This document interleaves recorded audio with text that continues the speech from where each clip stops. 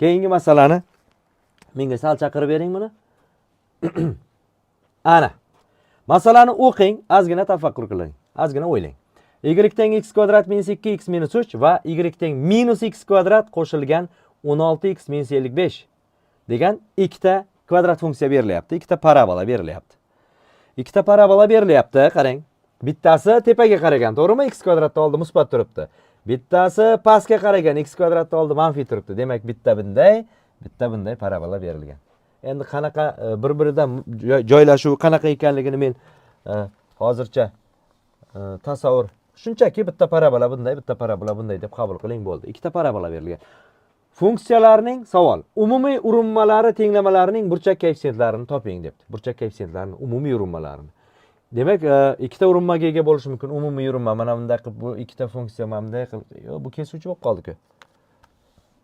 Keling bunday qilaylik. Bitta ish qilamiz. Umumiy urinmalari tenglamalarining burchak koeffitsiyentini toping deyapti. Ikkinchisi umumiy urinmalari orasida burchakni toping debdi. Agar sizga parabola berilsa, qarang, parabola berilib turib, x teng 2 nuqtada o'tkazilgan urinma tenglamasini toping desa, bittada topasiz, to'g'rimi? Yana bitta parabola berilib turib, boshqa nuqta berib turib, mana shu nuqtadan bunga o'tkazilgan urinma desa, uni ham topasiz. Bu yerda o'sha nuqta berilmayapti. Urinish nuqtasini bermayapti-da, umumiy urinma. Demak, qaysidir chiziq buni ikkalasiga ham nima qiladi? Urinadi. O'shani topishimiz kerak.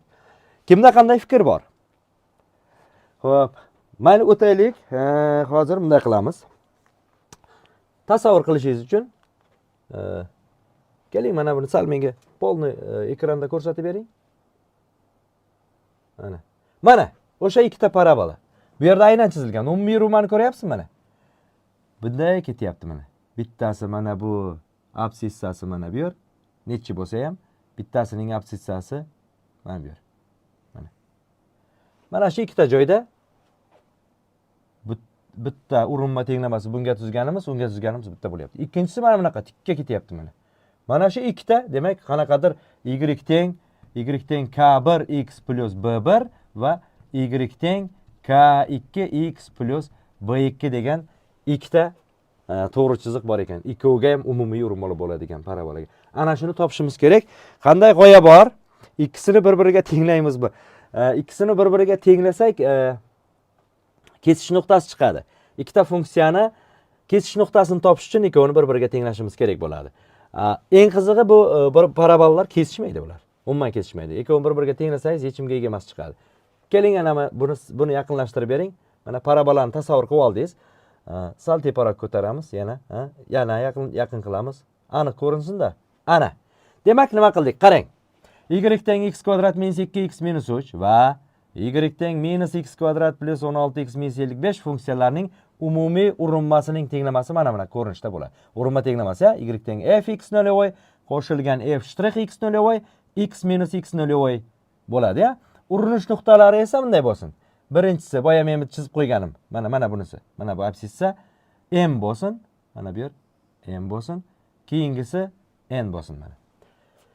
Ana endi urinma tenglamasini tuzaman. Uning uchun men ikkalasidan hosil olib qo'yishim kerak. Birinchisi y1 da hosilasi nima bo'ladi? 2x minus 2 bo'ladi. Ikkinchisi y2 niki nima bo'ladi? Minus 2x plus 16 bo'ladi mana.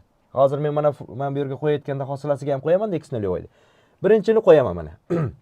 Hosilasini funksiya qo'yaman. F x nol ga qo'yapman. Funksiyaning o'ziga qo'yapman m ni. M ni bunga qo'ysam m kvadrat bo'ladimi? Minus 2 ham minus 3. Mana m kvadrat minus 2 ham minus 3. Mana bu qismini qilyapmiz. F x nol. X nol m nima? X nol mana m. M ni shunga qo'yapman funksiyaga. Keyin hosilasiga qo'yapman. Hosilasi nima edi mana? 2x minus 2. O'shanga qo'yapman. Mana bu joyini yozyapman. Qavsida x minus x nol. X minus x nol imiz m. Birinchi parabola uchun urinma tenglamasini yozdim. Ikkinchi parabola uchun ham yozaman xuddi shunday. Ikkinchi parabola uchun n ni qo'yapman. Ikkinchi parabolaga, ikkinchisining urinish nuqtasi n ku, ikkinchisiga. Endi bo'ldik-ku. N ni bunga qo'ysam minus n kvadrat plus 16n minus 55. Mana minus n kvadrat plus 16n minus 55. Keyin uni hosilasi minus 2x plus 16 edi. Mana minus 2x plus 16 bor. Qarang. Xo'p, -2x + 16. Lekin o'sha x nolvoyni o'shanga qo'ysam nima bo'ladi? -2n + 16 bo'ladi. X - x nolvoyga x - n yozdik mana. Mana sistemani oldik. Ana endi bu nima beradi bizga? Umumiy yo'rinma-ku, bu to'g'rimi? Demak, ikkala mana sistemadagi ikkita to'g'ri chiziq ham, bu to'g'ri chiziq tenglamasi ikkalasi ham ochib chiqsak qanaqadir kx + b1 chiqadi, keyingisi kx + b2 chiqadi. Bu ikkita to'g'ri chiziq ham bitta narsani anglatadi. Bitta narsani anglatadi deganimiz, demak, x ning oldidagi koeffitsentlari, buni soddalashtirdim mana. Soddalashtirsak nima bo'ladi? 2m - 2x bo'ladi.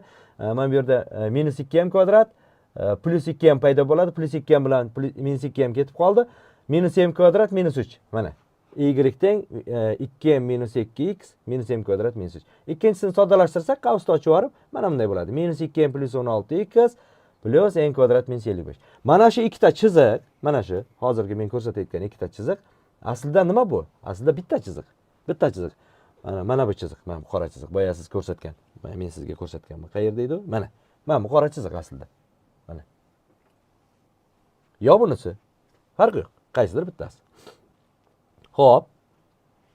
Ana endi ikkalasi bitta bo'lsa, demak x ning oldidagi koeffitsient x ning oldidagi koeffitsiyentga teng bo'ladimi?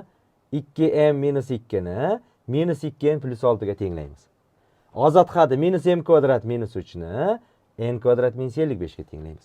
Tepadagi 2n ni bu yoqqa plusga o'tkazib, qolganlarini u yoqqa o'tkazsak nima bo'ladi? 2n bu yoqqa o'tadi, 16 ga 2 qo'shilib 18 bo'ladi, orqasidan -2m, aytga yoza qolay, ha? Nima bo'ladi? 2n teng 18 - 2m bo'lyapti. Shundaymi? Chiroyliroq yozay. Qani bu? Chiroyliroq yozamiz, chiroyliroq. Bu bir narsa bo'lib ketdi. Ana. Ana. Texniklar iltimos. Joyiga tushdimi? Ajoyib. Ajoyib. Ana. Mana shu yerga yozishim kerak. Mana buni demak. 2m bu yoqqa o'tdi. Demak nima bo'ladi? 2n barobar 18 - 2m bo'ladi. Buni nima qilamiz? 2 ga bo'lib yoramiz. N teng 9 - n bo'ladi. Mana. N teng 9 - n. Keyingi tenglamadagi n ning o'rniga, mana bu n ning o'rniga, o'sha n ning o'rniga nimani qo'yaman? Tegidagi nima? 9 - n ni qo'yib turib, ochib yuborsam mana bu tenglama paydo bo'ldi. 2m kvadrat -18m + 29 teng 0 bo'ldi. Endi bu mana bu tenglamani ishlasa bo'ladi-ku buni. Eldor aka, buni qanday ishlaymiz? Kvadrat tenglamani. Mana kvadrat tenglamani ishlashimiz kerak. Diskrimilliardda buni.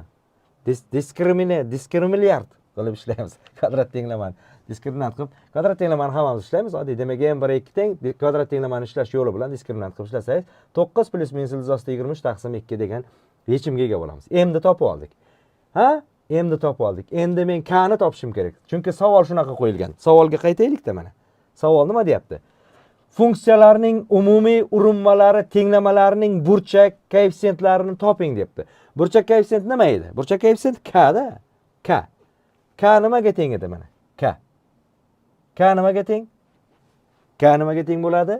K teng bo'ladi f' x nolvoyga. Ya'ni f' mana 2x - 2. Demak, bu teng bo'lar ekan nimaga? 2x nolvoy - 2 ga. X nolvoyimiz nima edi? X nolvoyimiz m edi yoki n edi. Biz kimni topdik? M ni topdikmi? Demak, bu teng bo'lar ekan 2m - 2 ga. Mana 2m - 2 ni topishim kerak. K teng 2m - 2 mana. Demak, mana buni 2 ga ko'paytirib, 2 ni ayirib olsak, 2 ga ko'paytirsak mahrajda 2 ketib qoladi. 2 ni ayirsak, ana 9imiz 7 ga aylanadi. 7 plus minus ilzosida 23 chiqyapti. Demak, k1 teng 7 minus. Endi nomerini xohlaganday qo'yib oling. Men shunday qo'ydim. K1 teng 7 minus ilzosida 23, K2 teng 7 plus ilzosida 23. Mana masalaning o'zi o'sha algebraik usul birdaniga nima bo'ldi? Ikkala chiziqning ham burchak koeffitsiyentini berdi bizga. 7 minus 7 plus ilzosida 23 bittasiniki, keyingi bittasiniki 7 minus ilzosida 23 bo'ldimi? Ajoyib. Biz masalaning qayerini topdik?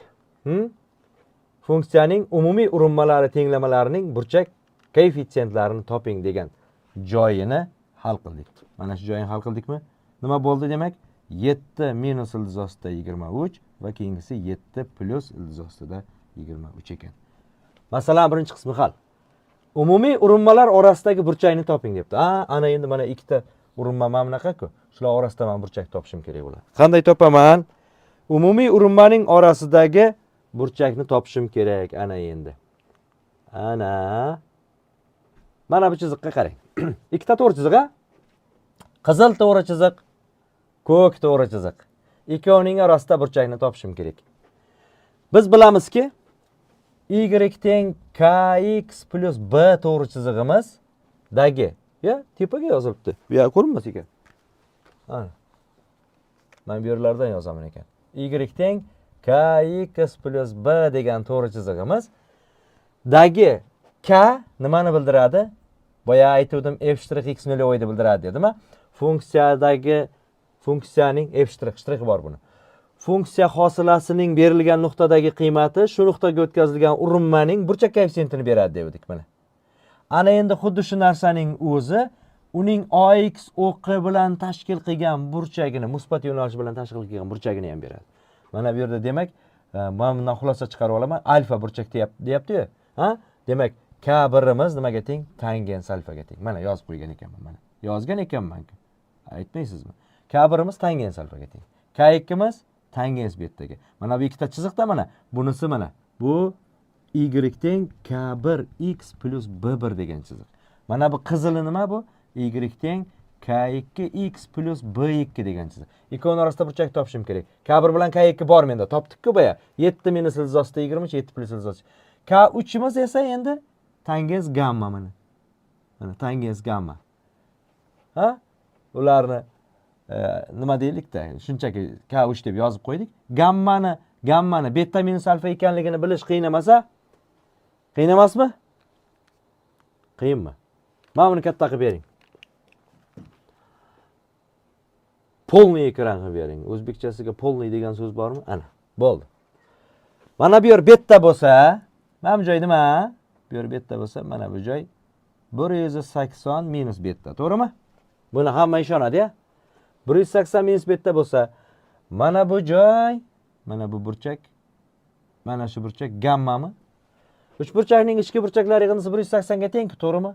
Mana bittasini olaman alfa qo'shilgan 180 minus beta qo'shilgan gamma 180 bo'lish kerakmi? 180 bilan 180 armiyaga ketadi.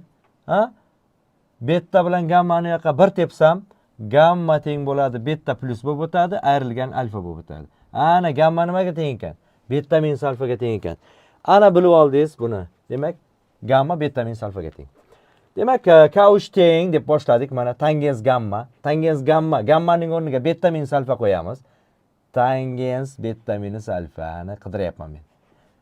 Tangens beta minus alfaning formulasini bilasiz, ha? Bilmasangiz o'rgatamiz. Tangens beta minus alfani ochsak, tangens beta minus tangens alfa 1 plus tangens beta ko'paytirilgan tangens alfa bo'ladi. Tangens betani men bilaman, mana K2 ga teng. O'rniga qo'ydim. Tangens alfani bilaman, K1 ga teng. Mana qo'ydim. Bu yoqqa qo'ydim 1 plus K2 ko'paytirib K1. Mana. Formula bu. Bilib oling.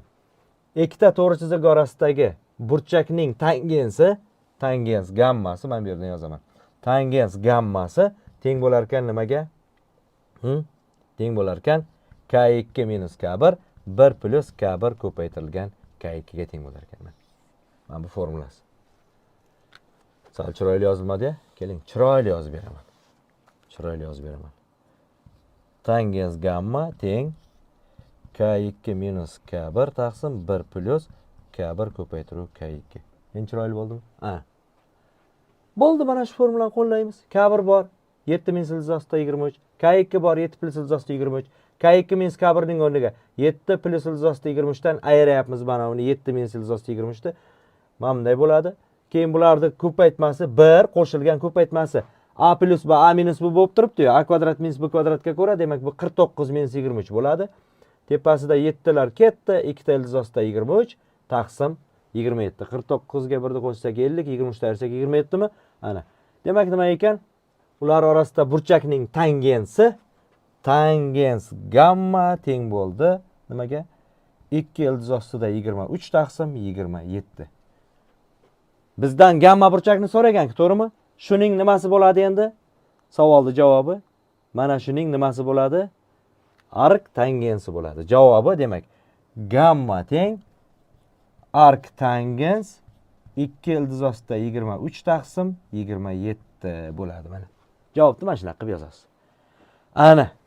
Qarangda, sanaymizmi? Erinmasdan bir sanashga urinib ko'raylik-da. Parabolalarda demak, ikkita savoliga javob berish uchun nimalar bilishimiz kerak bo'lyapti? Hosilani bilishimiz kerak bo'lyaptimi? Kerak bo'lyapti. Urinma tenglamasini bilishimiz kerak bo'lyaptimi? Kerak bo'lyapti. Demak, sistemalar, tenglamalar sistemasini yechishni bilishimiz kerak bo'lyaptimi? Bilish kerak bo'lyapti. Xo'p, kvadrat tenglamani yechishni bilish kerakmi? Bilish kerak. Mana bu yerdan yana nimani bilish kerak? Mana bu yerdan mana tangenslarning ayirma formulasini, trigonometriyani bilish kerak. Mana ko'rdingizmi, qancha narsani yig'ib bitta masala ishlasa bo'ladi. Shuning uchun o'sha informatsiyalarni to'la to'kis tizimlangan, tartiblangan qilib olishingiz kerak.